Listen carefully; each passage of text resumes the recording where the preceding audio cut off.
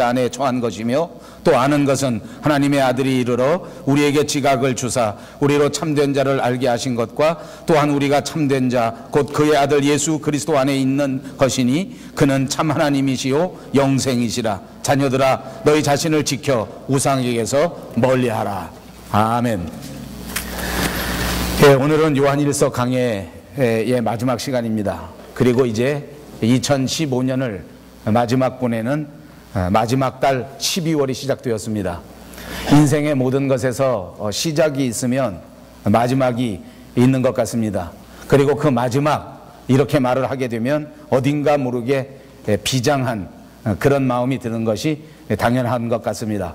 이제 요한일서 마지막 강해 이 시간도 결코 만만하지 않습니다. 결코 가볍지 않습니다. 오늘 본문 5장 마지막 절에 가서는 사도 요한이 우리가 신앙생활 하면서 꼭 알아야 할 것들 그 몇 가지 사실을 다시 한번 강조해서 말씀해 주시는 것입니다. 사도 요한은 우리 믿는 사람들이 믿음 안에서 믿음이 주는 그 약속 그리고 믿음 안에서 믿음이 주는 그 위대한 능력 이것을 분명히 알고 이 모든 것들을 실천하면서 이 믿음의 큰 축복 가운데 살아가기를 간절히 소망하고 있는 것입니다. 그래서 그는 오늘 말씀을 통해서 우리가 아는 것, 우리가 알아야 할 것 이런 말씀들을 계속해서 몇 번씩이나 반복해서 기록하고 있는 것입니다. 우리 신앙생활에 있어서 우리가 꼭 알아야 할 것들이 있는데 우리 믿는 사람들이 안타깝게도 이것을 잘 모르고 사는 경우가 많다는 것을 지적해 주는 말씀이기도 하는 것입니다. 제 사무실에는 아주 큰 대형 복사기가 있습니다. 교회 주보도 그렇고 제가 학교에서 사용하는 다양한 인쇄 물질들을 인쇄하는데 정말 잘 되는 그런 인쇄기입니다. 첨단 인쇄기 가운데 하나입니다. 그 크기도 크지만 기능도 정말 여러 가지가 있어서 아주 다양한 기능으로 좋은 인쇄물을 뽑아내는 것입니다. 한꺼번에 지정하기만 하면 이 모든 인쇄물들이 양면으로 한 번에 인쇄되기도 합니다. 과거에 저는 인쇄물을 주보 앞면 그리고 뒷면 따로따로 인쇄해야 되기 때문에 인쇄할 때마다 그것을 꼭 맞춰야 됐고 여러 가지 신경을 써야 했는데 요즘은 아주 간단한 버튼 하나로 한꺼번에 양면이 잘 인쇄되어서 나옵니다.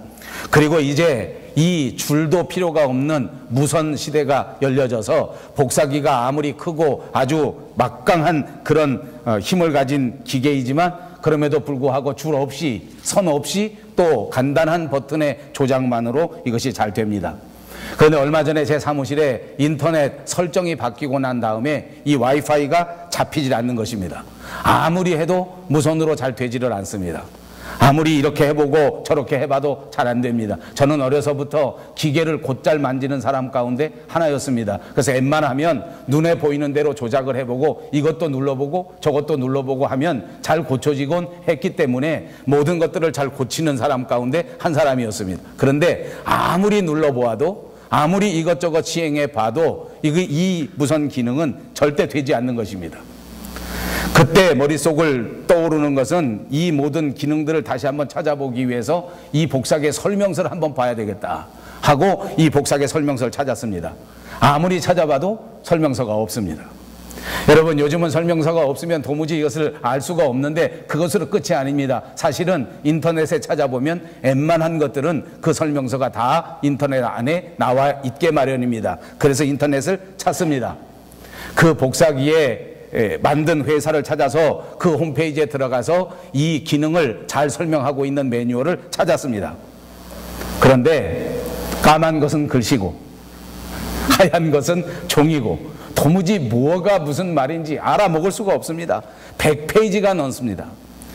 하루 찾아보다가 시간이 없어서 또 그만두고 또 찾아봐야 되겠다 하고 큰맘 먹고 달려들었다가 또 찾아보다가 그만두었습니다. 할 수 없이 선을 연결해서 인쇄를 합니다. 그런데 선이 없이 쓰다가 선을 만들어 놓고 쓰니까 불편한 점이 한두 가지가 아닙니다. 왜냐하면 제 책상 바로 옆에다가 복사기를 두었기 때문에 제 책상에 출근 퇴근할 때마다 그 복사기와 컴퓨터가 연결된 줄을 발로 걸치고 지나가는 것입니다. 자꾸 걸려서 넘어지고 자꾸 걸릴 때마다 이 기계가 망가질까봐 얼마나 불편하고 얼마나 무서운지 모릅니다. 왜냐하면 기계값이 만만치가 않기 때문입니다. 자동차도 그렇지 않습니까? 요즘 자동차들은 정말 기능이 많습니다. 차를 타고 가다가 그냥 이름만 척 부르면 알아서 전화를 척척 걸어줍니다. 손을 댈 필요도 없고 또 이것저것 조작할 필요도 없지 않습니까? 그냥 쌩우 하면 알아서 삐리릭 하고 난 다음에 거기다 전화를 걸어주는 것입니다. 차고 앞에 서서 별다른 리모컨이 없이도 그냥 자동차에 장착되어져 있는 여러 기계를 조작하기만 하면 문을 열어주고 문을 닫아줍니다. 여러분 아시는 것처럼 저희 집에는 기아 자동차 K5를 타고 다닙니다. 그런데 이 자동차가 공장에 들어갔다가 나온 다음에 세팅이 바뀌었는데 그 온도를 표시하는 기능 가운데 섭씨와 화씨가 바뀐 것입니다. 혹시 여러분 기아 자동차를 타시는 분은 오늘 차를 타고 돌아가면서 다시 한번 보십시오. 아무리 살펴봐도 이 섭씨와 화씨를 서로 변환시키는 장치가 눈으로는 보이지가 않습니다. 과거의 자동차의 웬만한 기능들은 제가 다 쓰는 편입니다. 기계를 잘 쓰는 사람이라고 말씀드리지 않았습니까? 이것도 만져보고 저것도 만져보고 차를 세워놓고 아무리 해봐도 섭씨와 화씨를 바꾸는 장치를 찾아볼래야 찾아볼 수가 없습니다. 물론 화씨로 되어 있는 것을 섭씨로 바꿔서 생각하면 간단하지 않습니까? 제 아내가 차를 탈 때마다 뭐하러 그렇게 속을 썩이느냐, 80도는 몇 도다, 85도는 몇 도다 라고 가르쳐 줍니다. 그런데 한 번 들으면 용서하십시오. 이제 나이가 나이니만큼 이쪽으로 들으면 이쪽으로 나가버립니다. 그 다음에 다시 보면 80도가 몇 도인지 또 헷갈립니다. 이것을 안 쓸 때에는 큰 문제가 없었는데 이제 날씨가 좀 추워지니까 차를 타면 히터를 틀어야 되지 않습니까? 몇 도에 맞춰놔야 하는데 이 섭씨가 화씨로 나오니까 도저히 이것이 적응이 안 되는 것입니다. 또 붙들고 앉았습니다. 이것을 어떻게 고쳐야 되느냐, 차 다시방을 열어서 그 안에 있는 매뉴얼을 찾아봅니다. 매뉴얼을 보니까 차 매뉴얼 두께가 이만합니다. 그 매뉴얼을 보는 순간에 모든 마음이 달라집니다. 이걸 언제 보나? 내일 봐야지. 이따가 오후에는 꼭 고쳐야지. 내일은 내가 꼭 시간을 내서 이 매뉴얼 살펴봐서 이거 꼭 고쳐야지. 불편해서 못 살겠다. 그래서 25도에 딱 맞춰놓고 27도에 딱 맞춰놓고 20도에 맞춰놓고 오토로 딱 해놓고 나면 차가 알아서 온도를 조절해 줄 터인데 추울 때마다 이걸 어떻게 맞추는가, 몇 도에 맞추는가 이렇게 신경 쓰면서 살 필요가 없지 않나. 여러분, 제가 그걸 찾았겠습니까? 못 찾았겠습니까? 기어코 찾았습니다. 그리고 집에 들어와서 자랑을 했습니다. 제 아내 보고, 여보, 바뀌었지? 뭐가? 아무도 신경 쓰지 않습니다. 어디서 찾았느냐고 물어보지도 않습니다. 저는 누가 물어봐 주기를 얼마나 기다리는지 모릅니다. 여러분, 요즘을 가리켜서 스마트 세상이라고 합니다. 여러분, 스마트하게 살고 싶으십니까? 스마트하게 사시려면 스마트 매뉴얼을 정확하게 살펴보시고 그 매뉴얼대로 꼭 실행해 봐야 합니다.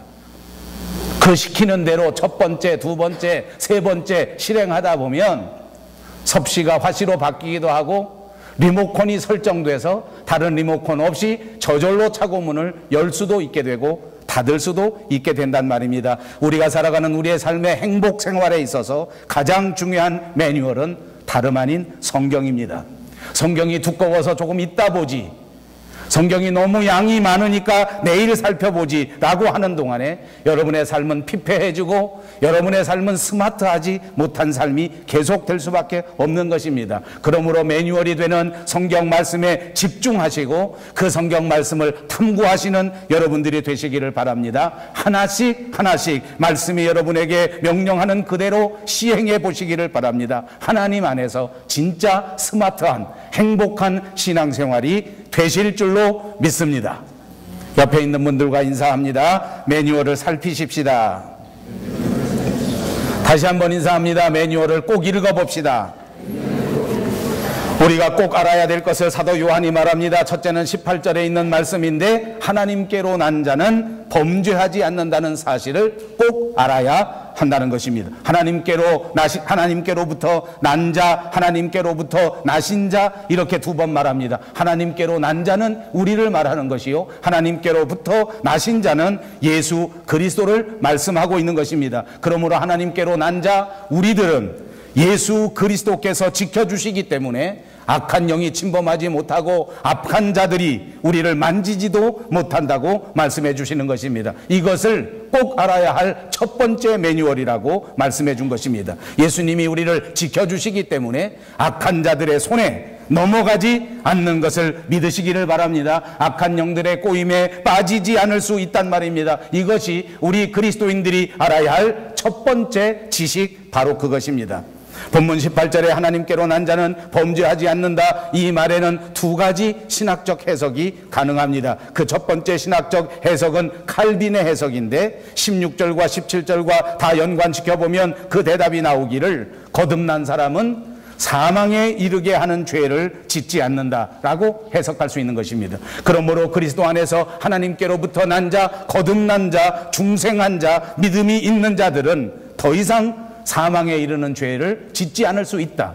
그러니까 죄도 사망에 이르는 죄가 있고 사망에 이르지 않는 죄도 있다는 해석인 것입니다. 사람이 짓는 죄는 이렇게 두 가지 근 특성을 규명해 볼 수가 있습니다. 하나는 사망에 이르지 않는 죄요, 하나는 사망에 이르는 죄입니다. 성경은 이 두 가지를 우리에게 분명히 가르쳐 줍니다. 사람을 죽이고 전쟁을 통해서 많은 사람들에게 피해를 준 것을 살인죄라고 한다면 이 살인죄도 이것이 사망에 이르게 하는 죄는 아닙니다. 남의 가정을 파괴하고 간음의 죄를 저지른 죄도, 또 남의 물건을 탐하고 도둑질을 한 죄도, 부모를 거역한 그 나쁜 죄악도 그리스도 앞에 회개하면 모두 용서받는 것을 믿습니다. 그러므로 이런 죄악들은 모두가 다 사망에 이르지 않는 죄라고 말할 수 있습니다. 그러나 성경에 분명히 말하는 사망에 이르는 죄가 있는데, 그것이 성령의 역사를 모독하는 성령 회방죄, 성령을 거역하는 죄, 그것은 사망에 이를 수밖에 없는 죄다라고 말하는 것입니다. 그리고 한 가지 더 강조해서 말하는 것은 하나님을 배반하고 각종 이단 사설에 빠지는 죄, 이것은 회개할 수도 없고 회개해도 용서받을 수 없는 그야말로 심각한 죄, 사망에 이르는 죄라고 해석하는 것입니다. 두 번째 해석이 있습니다. 그것은 믿는 자, 하나님 앞에 중생한 자들은 죄를 범한다고 할지라도 계속해서 반복하는 범죄에 빠지지 아니하고 습관적으로 죄를 짓는 그런 범죄는 저지르지 않을 수 있다라고 해석하는 것입니다. 그 이유는 바로 하나님께로부터 나신 자 예수 그리스도가 우리를 지키기 때문에 악한 영의 세력들이 우리를 침범하지 못한다라고 해석해 준 것입니다. 그렇습니다. 그런데 우리가 예수 그리스도의 보호하심을 거절하고 예수님의 인도하심을 거역하고 우리 마음대로 살아간다면 우리는 예수님의 보호하심을 받지 못하고 예수님의 보호 영역에서부터 벗어나게 될 것입니다. 여러분, 목자의 보호하는 영역에서 벗어난 양들은 그야말로 맹수의 밥이 될 수밖에 없는 것입니다. 예수 그리스도의 보호하심에서부터 벗어나게 된다면 여러분 모두가 악한 영들의 밥이 될 수밖에 없다는 사실을 꼭 아시기를 주님의 이름으로 축복합니다. 이것이 우리가 알아야 할 가장 중요한 첫 번째 것입니다. 두 번째는 19절에 말합니다. 우리가 알아야 할 것은 우리가 하나님께 속한 자라고 하는 사실입니다. 그렇습니다. 우리는 하나님께 속한 사람들입니다. 그러나 우리가 사는 세상은 어떻습니까? 우리가 사는 이 세상은 악한 자에게 속한 것입니다. 악한 영의 권세 아래 있다는 것입니다. 그러므로 우리는 이 악한 영들이 지배하는 세상 속에서 하나님의 소유된 백성으로 살아가고 있는 것입니다. 이 사실을 꼭 알아야 합니다. 그렇습니다. 우리는 세상 속에 살기 때문에 세상을 지배하는 세상의 영들의 영향을 받을 수밖에 없다는 것입니다. 날마다 그들을 만납니다. 날마다 그들의 세력을 목도합니다. 날마다 세상에서 살아갈 수밖에 없는 것이 저와 여러분입니다. 그런데도 잊지 마셔야 할 것은, 꼭 아셔야 할 것은 여러분들은 하나님의 소유된 백성입니다. 그러므로 여러분, 세상의 방식대로 살아가면 안 됩니다. 세상을 따라 살면 안 됩니다. 세상의 유행을 따라 살아서도 안 됩니다. 사도 바울은 우리에게 권면하셨습니다. 너희는 이 세대를 본받지 말고 오직 마음을 새롭게 함으로 변화를 받아 하나님의 선하시고 기뻐하시고 온전하신 뜻이 무엇인지 분별하도록 하라. 하나님의 소유된 백성으로 이 땅 위에 살아가기 위해서 날마다 하나님의 말씀을 분별하고 날마다 하나님의 명령을 기억하고 날마다 그 하나님의 말씀을 붙들고 살아가는 것, 그것이 하나님의 소유된 백성으로 살아가는 방법이라고 가르쳐 준 것입니다. 여러분, 이 세상은 우리에게 가르칩니다. 재물을 많이 쌓아두어야 한다.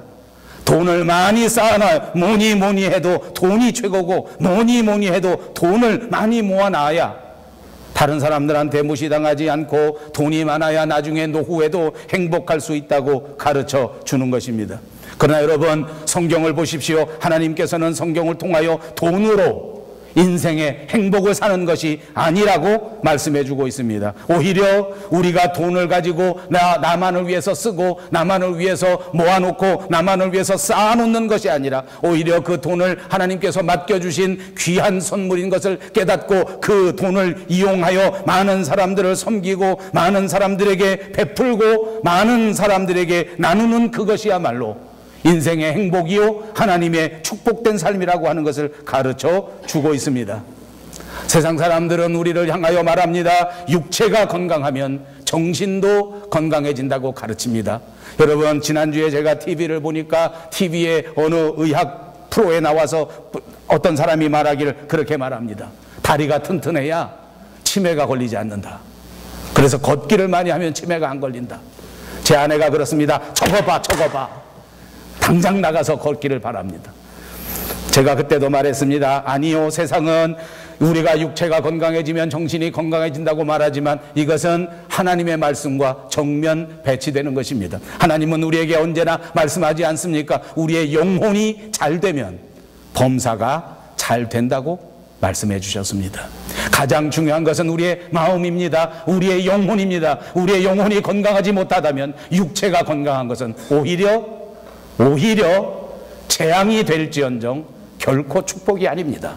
명심하십시오. 우리의 육체의 건강이 우리의 정신의 건강을 담보한다는 것은 절대 아닙니다. 우리의 마음이 새로워지고 날마다 하나님의 뜻을 따라 사려고 하는 마음의 소원이 일어날 때에 여러분의 모든 육체의 건강도 하나님이 책임져 주실 것이요, 심지어는 우리 육체의 어떤 부분에 부족한 점이 있다고 할지라도 하나님은 그 부족함을 변하여 축복되게 만드시고 약함을 통하여 하나님의 위대한 역사를 나타나게 될 것을 믿으시기를 바랍니다. 그렇습니다. 이것이 성경이 가르쳐주는 것 아닙니까? 오히려 영혼이 잘 될 때 범사가 잘 된다고 말씀하신 하나님의 말씀을 기억하십시오. 세상은 우리의 권리를 지키고 우리의 권리를 절대로 포기하지 말라고 가르치고 있습니다. 그러나 성경은 어떻게 가르치십니까? 우리가 남을 위하여 내 권리마저도 포기할 줄 아는 것, 그것이 그리스도인의 삶이라고 가르쳐주지 않습니까?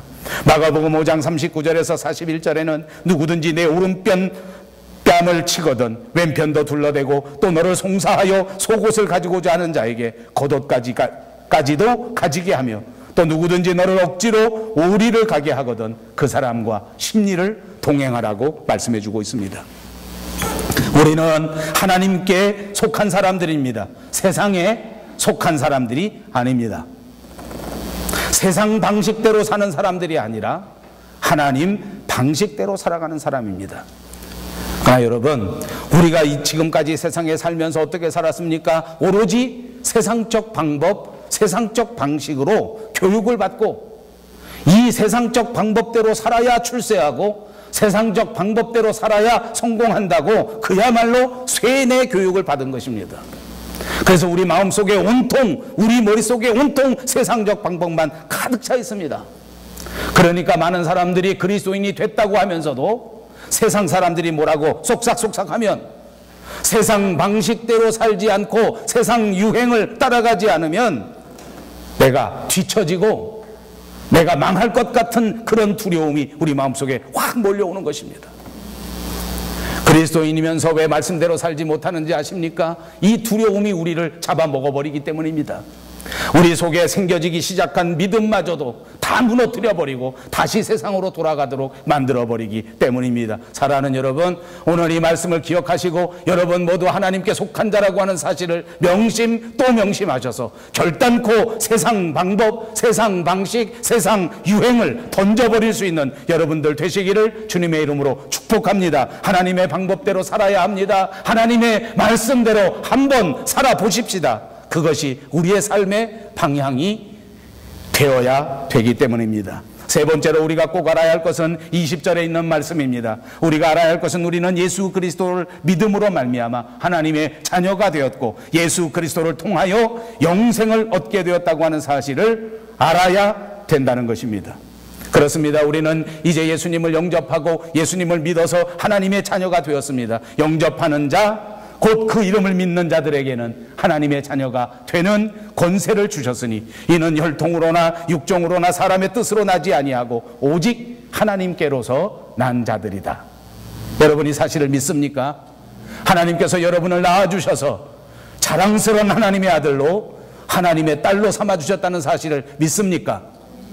이 사실을 꼭 알아야 합니다. 이 사실을 꼭 믿어야 합니다. 전능하신 하나님 아버지께서 우리의 아버지요, 전능하신 하나님께서 나를 지켜주시는 우리의 주님이시다. 여러분, 이걸 똑바로 안다면 그러면 우리가 세상에서 흔들릴 일이 어디 있고 걱정할 일이 어디 있겠습니까? 두려워할 일이 어디 있겠습니까? 이 사실을 분명히 안다고 하면 우리는 하나님의 자녀가 된 권세를 회복할 수 있게 됩니다. 하나님의 자녀의 권세를 회복하시고 하나님의 자녀답게 당당하게 살아가시기를 주님의 이름으로 축복합니다. 하나님께서 우리에게 영생을 주셨습니다. 영원한 생명입니다. 여러분 아시는 것처럼 저는 자주 한국에 출장을 다닙니다. 짧은 시간 다녀오는데 한국에 갔다 돌아올 때마다 이 밴쿠버 공항에서 입국할 때에 정말 웃지 못할 일들이 많이 벌어집니다. 가끔 가다 보면 한국의 어떤 아주머니 하나가 갑자기 막 뒤에 쫓아와서 제게 부탁을 합니다. 여보세요, 여보세요. 내가 이거 지금 들어가 입국해야 되는데 사실은 내가 여기 영주권자인데 근데 내가 이 영주하는 날짜를 못 지켜서 그러는데 이 영주권 종이 떼어내고 그리고 그냥 관광으로 들어가면 될까요? 안 될까요? 그게 저한테 왜 나한테 그런 걸 물어볼까? 그런 사람들이 꽤 많아요. 제가 그 잘 알게 생겼나 봐요. 한쪽에서는 제가 그런 질문하면 돌아서서 감사해요. 하나님 아버지 감사합니다. 내가 생기긴 잘 생겼나 봅니다. 근데 다시 돌아보고 왜 물어볼까? 여러분, 여기서 영원히 살 수 있는 권리, 우리 영생은 eternal life라고 하지만 여기서 영원히 사는 것은 permanent resident입니다. 조금 의미는 다르지만 이런저런 제약이 있긴 있지만 여기서 살 수 있는 권리입니다. 기본적인 의무를 지키면 마음 놓고 들어올 수 있어요. 그런데 유학을 오는 사람, 방문을 오는 사람들은 공항에서 통과할 때까지 덜덜덜덜덜덜 긴장해서 몸을 떨진 않지만 마음속에 별의별 생각이 다. 뭐라고 질문하면 뭐라고 대답할까? 뭐라고 질문하면 뭐라고 대답할까? 이게 맞는 예가 되는지 모르겠습니다. 여러분, 하늘나라의 영생을 약속으로 받은 사람이 세상에 살면서 사업이 조금 어렵다고 팔 동동 구르고 불안해할까요? 하나님의 아들이 사업하다가 조금 어려움을 당했다고 벌벌벌벌 떨까요? 영생을 선물로 받은 자랑스러운 하나님의 아들이 그까짓 감기 좀 걸렸다고, 그까짓 암 좀 걸렸다고 벌벌 떨까요?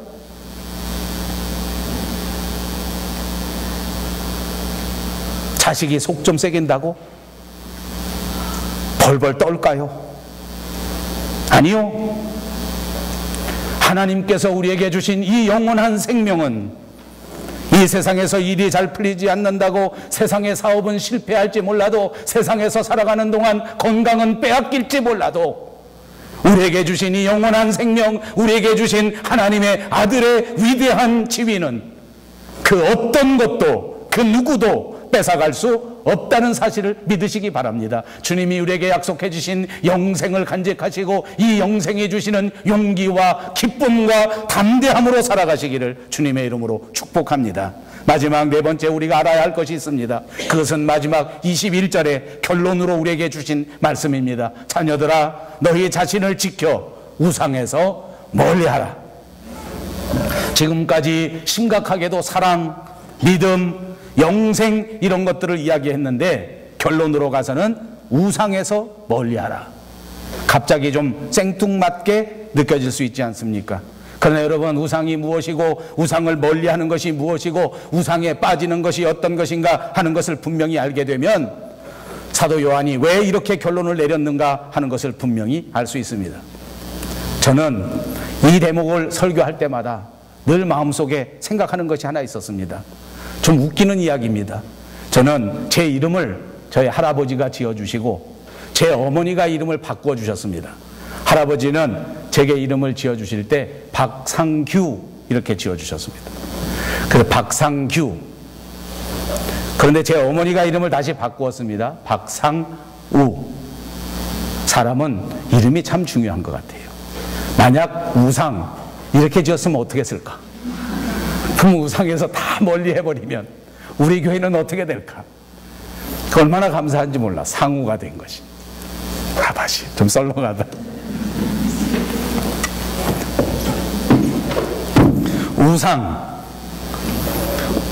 우상에서 멀리하라 하면 많은 사람들이 대부분 이렇게 생각합니다. 우상이라고 하는 것이 어떤 형상이다.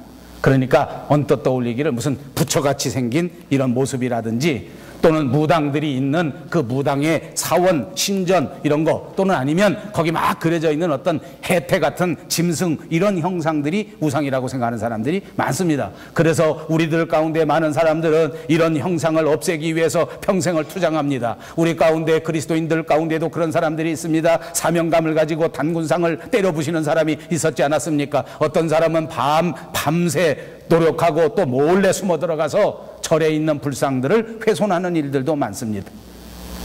여러분, 그렇지만 이런 걸 다 때려 없애버린다고 할지라도 우상이 사라져버리는 것은 아닙니다. 왜요?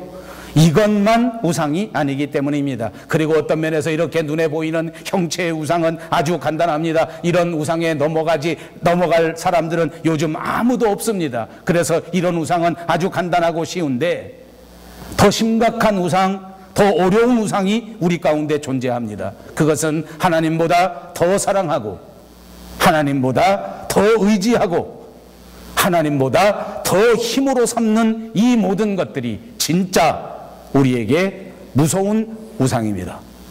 그런데 안타깝게도 이런 무서운 우상들이 저와 여러분의 삶의 현장 속에는 아주 가득합니다. 이것이 오늘날 현대의 비극입니다. 안타까운 현실입니다. 정말 위험천만한 우리의 상황이라고 하는 사실을 잊지 마시기를 바랍니다. 얼마 전 우리 조국 대한민국 서울 서대문구 아현감리교회에서는 종교개혁 500주년 기념 한국교회 새 변화를 위한 500인 대화마당이라고 하는 행사가 있었습니다. 제가 잘 아는 목사님들이 이 행사에 참여했기 때문에 저도 관심을 가지고 이 행사를 지켜보았습니다. 거기에서 독일 출신의 어떤 선교사 한 분이 또렷한 한국말로 발표를 했는데 이것이 너무 우리의 관심을 집중시켜서 일간신문인 한국일보에도 이 내용이 실린 적이 있습니다.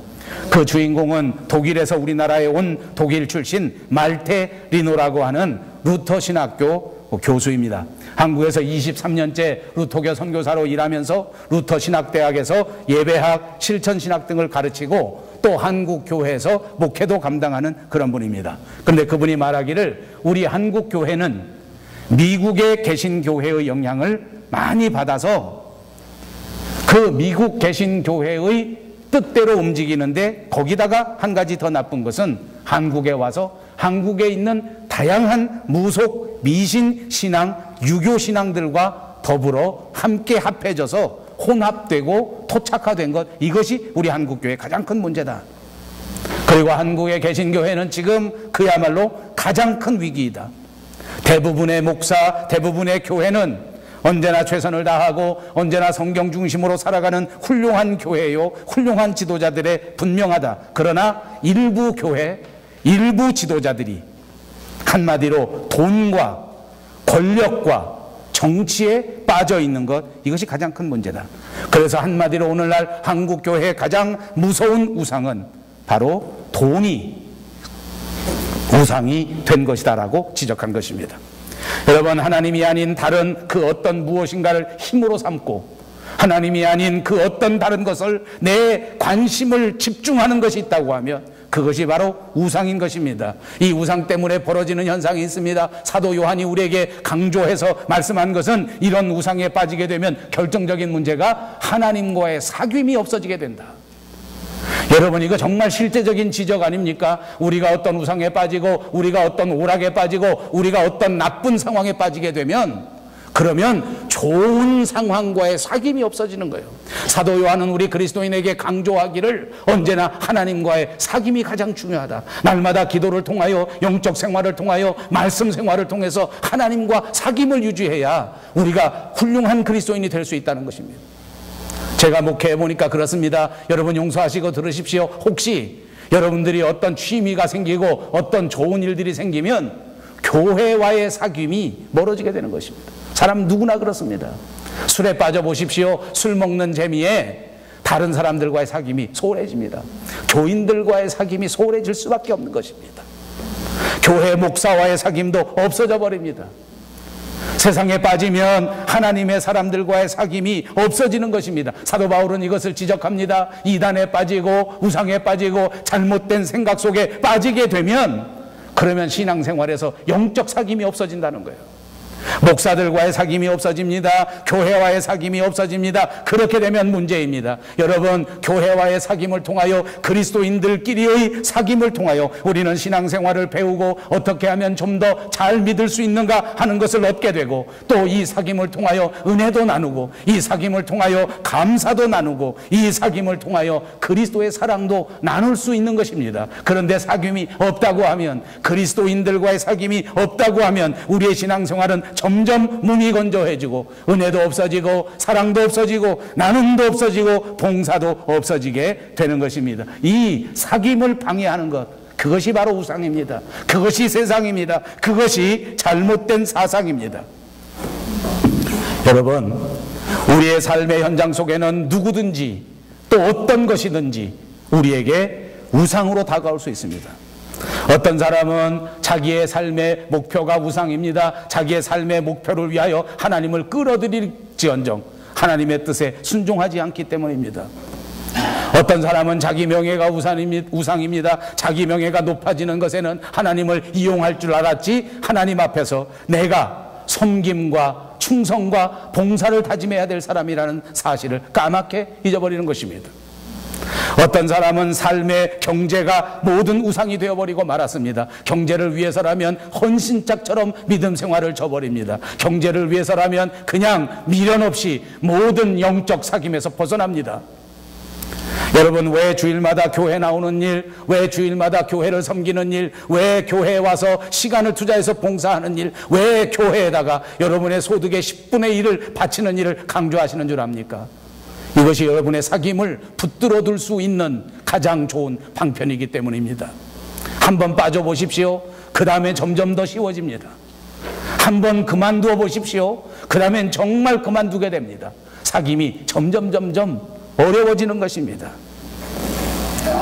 여러분, 조심하십시오. 돈이든지 명예든지 심지어는 여러분이 그토록 중요하게 생각하는 여러분의 건강이라 할지라도 하나님과의 사귐을 방해하고 하나님보다 더 사랑한다면 그것은 우상이 될 수밖에 없습니다.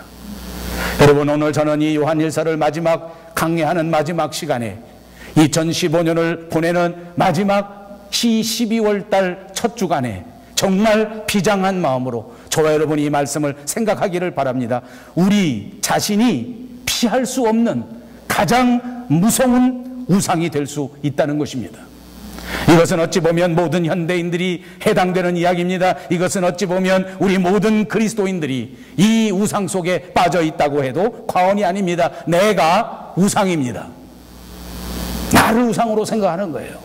내 자신이 우상이 돼버린 거예요. 그래서 나 자신만 내세우고 나 자신만 생각합니다. 언제부터 이렇게 됐는지는 모르지만 이것이 정말 만연하고 있습니다. 교회 안에서도 내 자신이 우상입니다. 가족 안에서도 내 자신이 제일 중요합니다. 언제부터 이렇게 되었는지 정말 개탄할 수밖에 없는 것입니다. 여러분, 착각하지 마십시오. 여러분들은 하나님께 다스림을 받아야 할 사람들입니다. 용서하시고 들으십시오. 웃자고 하는 소리입니다. 과거 어느 분이 제게 그런 말을 하더라고요. 교회 오면 제일 기분 나쁜 게 있다는 거예요. 뭐가 기분 나쁘십니까? 물어봤어요. 교회를 가면 왜 그렇게 성경 공부하자 그런지 모르겠다는 거예요. 집까짓게 왜 나를 가르치려고 그러냐 이거예요. 옛날에 공부하기로 따지면 자기가 출신 학교가 아주 A급 학교이기 때문에 공부해서 누구한테 접은 적도 없는데 기껏 신학대학이나 나온 것들이 왜 날 자꾸 가르치려고 하냐. 여러분 중에 웃는 분들이 좀 있네 지금 보니까. 고마워요. 안 웃는 사람은 다 범죄자야. 더 크게 웃어보세요. 웃자고 한 소리예요 제가. 현대인들한테 이렇게 설교하기 정말 어렵습니다. 교회 와서도 나를 내세우라고 가르치는 교회가 많기 때문입니다. 제가 서양에 와보니까 서양교회 가장 장점이면서 단점은 내 의견을 인풋하는 교회입니다. 이 사람들은 그렇게 생각하더라고요. 내 의견이 교회에 반영되지 않으면 내가 교회를 왜 다니냐. 물론 그런 면이 있습니다. 다 여러분 새겨 들으실 줄로 믿습니다. 그러나 가장 중요한 건 뭔지 압니까? 교회에 와서 먼저 다스림을 받는 자세를 가져야 합니다.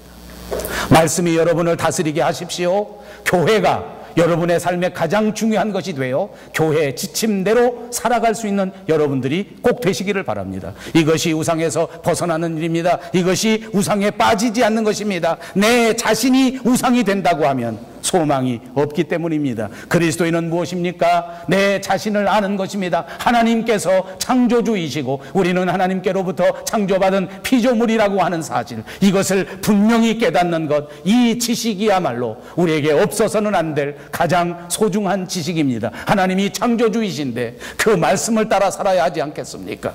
하나님이 우리의 주인이신데 하나님이 디자인하신 그대로 우리가 지켜야 하지 않겠습니까? 우리 신자라고 하는 것은 그리스도인입니다. 그리스도인이라고 하는 것은 그리스도 안에 거하는 것입니다. 내가 그리스도 안에 거한다고 하는 것은 무엇입니까? 내가 부족하고 내가 연약하고 나는 악한 자라서 십자가의 도우심이 없이는 구원받을 수 없고 예수님의 인도하심이 없이는 진정한 삶을 살 수 없다는 고백을 드린 사람들, 그것이 그리스도인들이란 말입니다. 이런 자세야말로 우리로 하여금 이 세상 속에서 예수 그리스도와 더불어 우리 자신을 지키고 우리 자신을 우상에게서 멀리하게 되는 방법이 되는 줄로 믿습니다. 사랑하는 여러분, 다시 강조합니다. 우상에서 멀리할 수 있는 것은 내가 어떤 존재인가를 깊이 깨닫는 것입니다. 나의 약함을 알고 나의 부족함을 깨닫고 구원에 있어서 나는 철저하게 무능력한 존재라고 하는 사실을 깨달을 때 그는 다시 그리스도를 바라볼 수밖에 없지 않습니까? 주님의 은혜를 사모할 수밖에 없지 않습니까? 우리의 마음을 다 그리스도 앞에 내어드릴 수밖에 없지 않습니까? 내가 누구인지를 아는 것, 그것이야말로 나를 그리스도 앞으로 향하게 만드는 것입니다. 이것이 우상에서 자신을 지켜 우상에서 멀리하게 되는 것입니다. 착각하지 마십시오. 돈 자체가 우상은 아닙니다. 권력 자체가 우상이 아닙니다. 건강 자체가 우상이 아닙니다. 돈이 없으면 안 된다고 생각하는 것이 문제입니다. 건강이 없으면 도저히 아무것도 이룰 수 없다고 생각하는 것, 그것이 우상입니다. 하나님보다 더 소중하게 생각하지 마십시오. 하나님은 저와 여러분을 향하여 하나님의 위대한 계획을 가지고 계십니다. 때로는 건강하게 하셔서 우리를 통하여 영광을 받으실 것입니다. 때로는 부유하게 하셔서 하나님의 위대한 역사를 이끌어 가실 것입니다. 그러나 때로는 약함을 통하여 십자가의 영광을 나타나게 하실 것입니다. 어려운 일을 당하셨습니까? 건강에 문제가 있는 분들이 있습니까? 실망하지 마십시오. 약함을 통하여서도 주님의 십자가는 위대한 역사를 시작하셨고, 시작하신 하나님의 일을 결단코 완결시키시고야 말 것입니다. 내가 의지할 것은 오직 십자가입니다. 내가 바라보아야 할 것은 오직 하나님입니다. 하나님의 말씀을 굳게 붙잡고 이 하나님의 말씀대로 살아가는 것이야말로 이 세상을 이기고 극복하는 가장 중요한 방법이라고 하는 사실을 꼭 기억하시기를 바랍니다. 기도하겠습니다. 자비하신 우리 하나님, 참 감사합니다. 오늘 요한 1서를 마지막 강의하는 시간에 다시 한번 우리 믿음에 꼭 알아야 할 것들을 새겨봅니다. 주께서 우리를 도와주셔서 이 모든 것들을 가슴 깊이 새기게 하셔서 믿음의 사람으로 하나님을 기쁘시게 하는 저희들이 되게 하여 주시옵소서. 예수님의 이름으로 간절히 기도하옵나이다. 아멘. 찬송 288장입니다.